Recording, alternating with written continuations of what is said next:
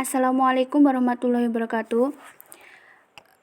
Perkenalkan, saya perwakilan dari kelompok 1 yang akan mempresentasikan dari mata kuliah metodologi penelitian pendidikan kuantitatif, yaitu tentang penelitian korelasional. Baik, langsung saja. Yang pertama yaitu pengertian penelitian korelasi. Korelasi ini sendiri merupakan istilah yang digunakan untuk mengukur kekuatan hubungan antar variabel, di mana analisis korelasi ini adalah cara untuk mengetahui ada atau tidak adanya hubungan antar variabel. Kekuatan hubungan antar variabel dapat dilihat dari hasil dari nilai koefisien korelasi. Selanjutnya, yaitu ciri-ciri dan hubungan antar variabel penelitian korelasional.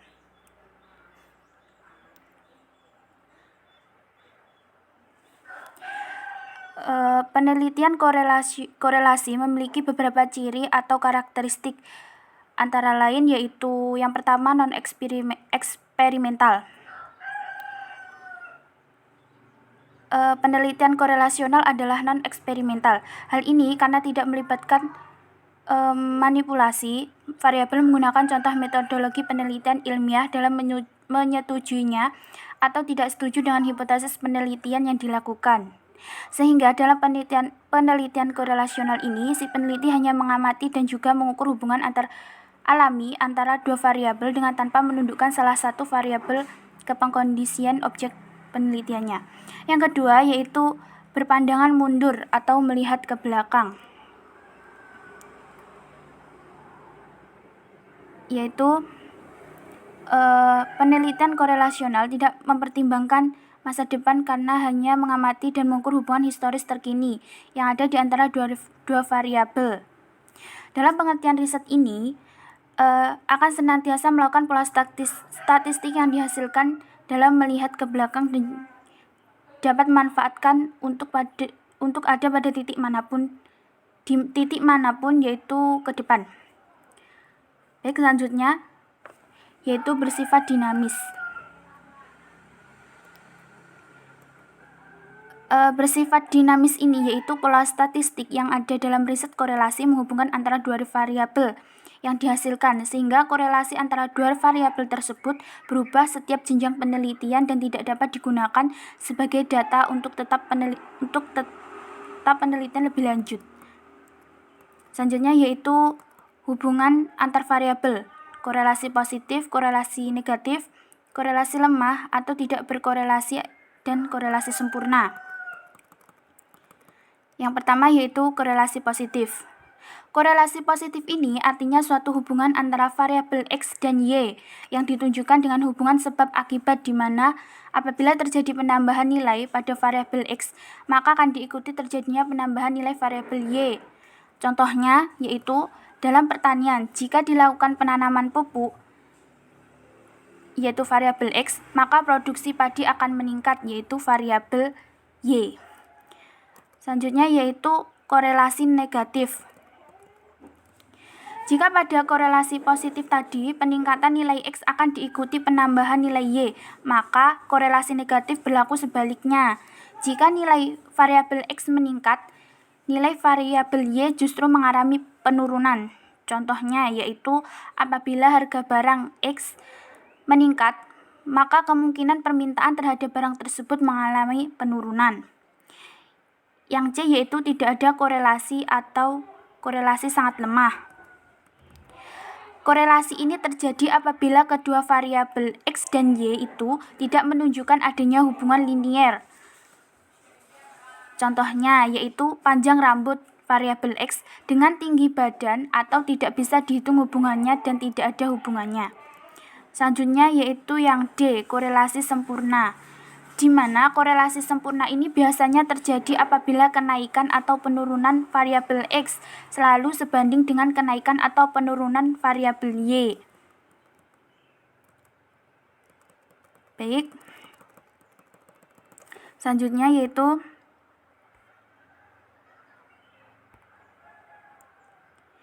macam penelitian korelasional. Yang pertama yaitu penelitian hubungan.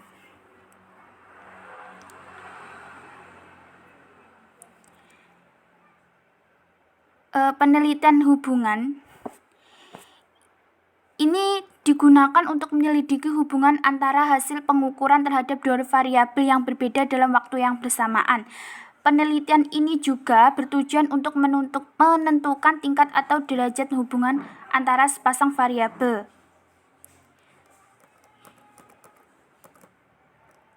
Selanjutnya yaitu penelitian prediktif, di mana penelitian korelasi jenis ini memfokuskan pada pengukuran terhadap satu variabel atau yang lebih dapat dipakai untuk memprediksi atau meramal kejadian di masa yang akan datang atau variabel lain. Itu menurut Brock dan Gale dalam Abidin 2010.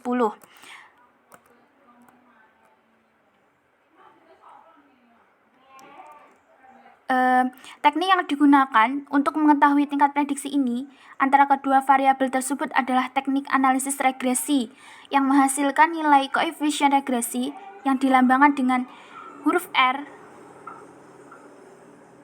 Baik. Yang ketiga yaitu korelasi multivariat.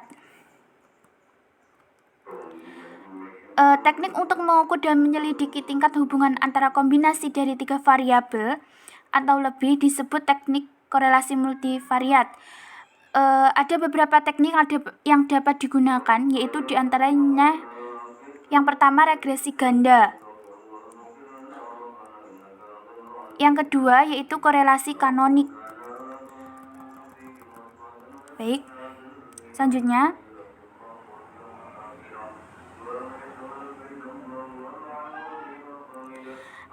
analisis penelitian korelasi.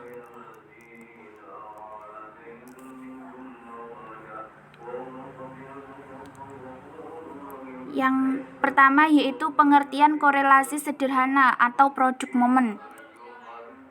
Korelasi sederhana ini merupakan suatu teknik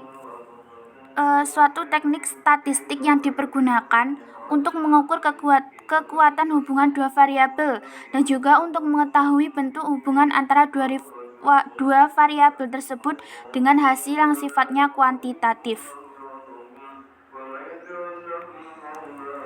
Yang kedua yaitu korelasi koefisien Pi.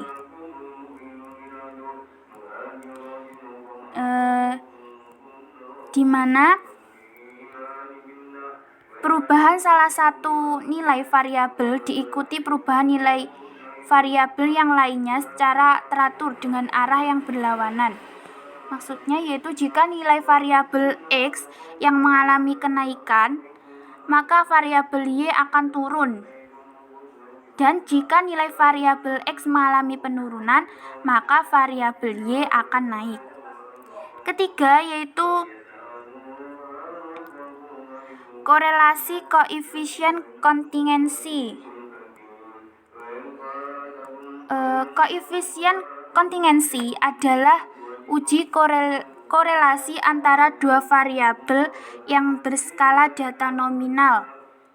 Fungsinya adalah untuk mengetahui asosiasi atau relasi antara dua perangkat atribut. Baik, selanjutnya yaitu contoh penelitian korelasional.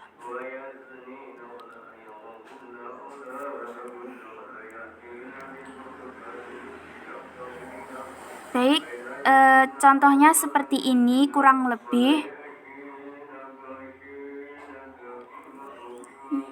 Yang ada di PPT yaitu seorang guru ingin melihat apakah terdapat hubungan yang signifikan antara motivasi belajar dengan prestasi belajar mahasiswa. Datanya sudah ada di sini. Baik, seperti ini.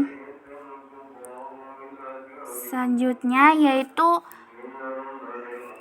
kelebihan penelitian korelasional. Yang pertama yaitu kemampuannya untuk menyelidiki hubungan antara beberapa variabel secara bersama-sama. Yang kedua yaitu mampu memberikan informasi tentang derajat atau kekuatan hubungan antara variabel-variabel yang diteliti. Sedangkan kelemahan dari penelitian korelasional ini sendiri yaitu yang pertama hasilnya hanya mengidentifikasi apa apa sejalan dengan apa, tidak mesti menunjukkan saling hubungan yang bersifat kausal. Yang kedua yaitu jika dibandingkan dengan yang lain, penelitian korelasional ini kurang tertib dan ketat karena kurang melakukan kontrol terhadap variabel-variabel bebas. Yang ketiga yaitu pola saling hubungan itu sering tak menentu atau kabur. Yang keempat yaitu sering merangsang penggunanya sehingga semacam shotgun approach. Baik, sekian presentasi dari kelompok kami. Apabila ada kurang lebihnya, saya mohon maaf. Akhiran, wassalamualaikum warahmatullahi wabarakatuh.